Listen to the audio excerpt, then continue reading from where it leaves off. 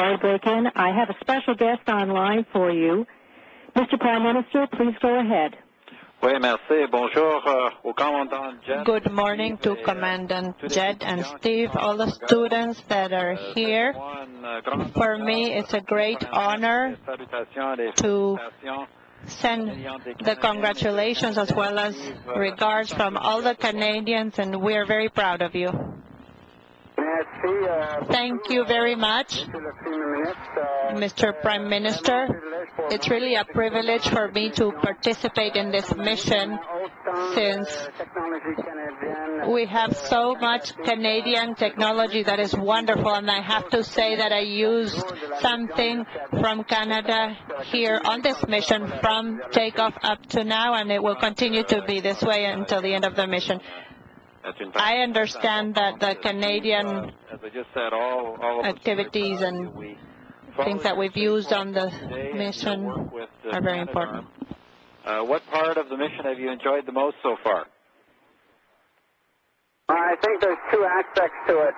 One is we've got two generations of robotics up here, literally spanning over 30 years, and to see those two arms cradling with confidence a critical technology for the International Space Station was really a privilege for me to be a part of that, and especially to be 220 miles above the surface of the Earth doing that.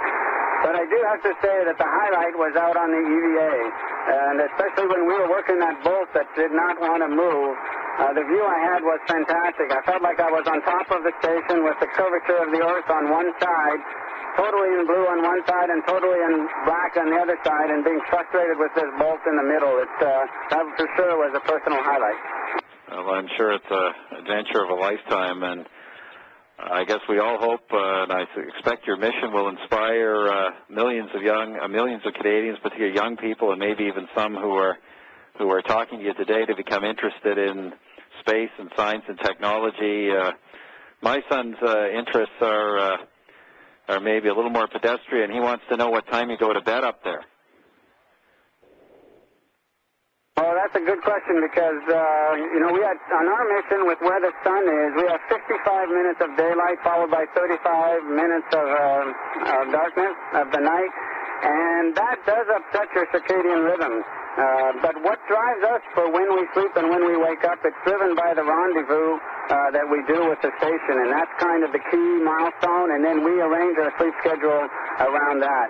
But you can tell your son that sleeping in space is wonderful. We all sleep down in the middeck. Some of us are right side up, some of us are in the side, and some of us are upside down, because there's no orientation up here. Basically, wherever your head is up. And then, of course, the whole shuttle is upside down, and so it's pretty entertaining. Well, I won't keep you, Steve. I noted you said at the beginning of the mission that you wanted to bring home a gold medal for Canada, and from everything I've seen on your performance yesterday, you're well on your way. So well done, and to Commander Jed and the entire crew, I hope you enjoy the rest of the mission. I hope it's productive. Have a safe trip home, and Steve, on a bien hâte de te voir revenir sur Terre. We are really anxious to see you back on Earth. Thank you very much. It's really a pleasure. Au revoir.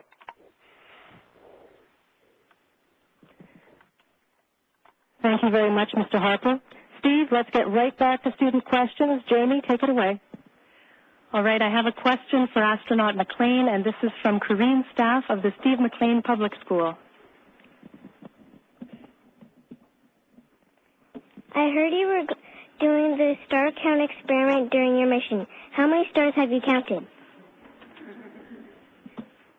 We're planning on doing that experiment at the end of the mission after we undock, and the reason for that is this window right here is very, very good to look at the stars with our attitude that we're going to have when we undock. But I'll tell you this, when you look at the Milky Way and you adapt your eyes so that they're dark adapted, what happens is that milky color of the Milky Way seems to extend into a complete sphere around you, and you're actually not only looking at stars, you're looking at intergalactic light as well, and it's something that's amazing. But when we undock, I'll put out on the web how that little experiment went, and we'll go from there.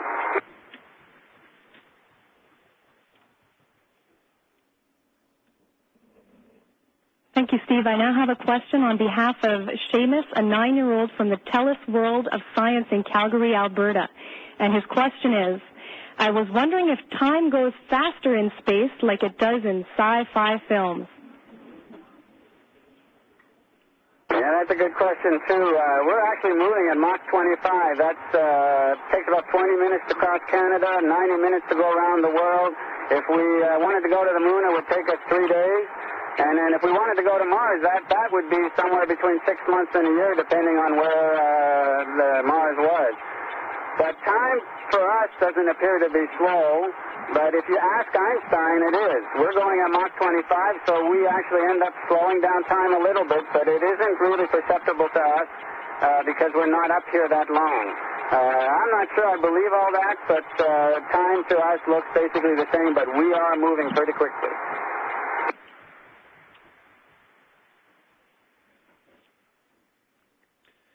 Merci. La prochaine question est pour Steve. Thank you. The next question is for Steve from Riordan Azam, 12 years old. How many years did you study to become an astronaut?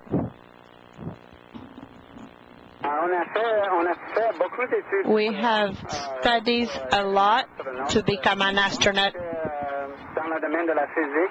I was in the physics department. After that, I worked a lot in robotics.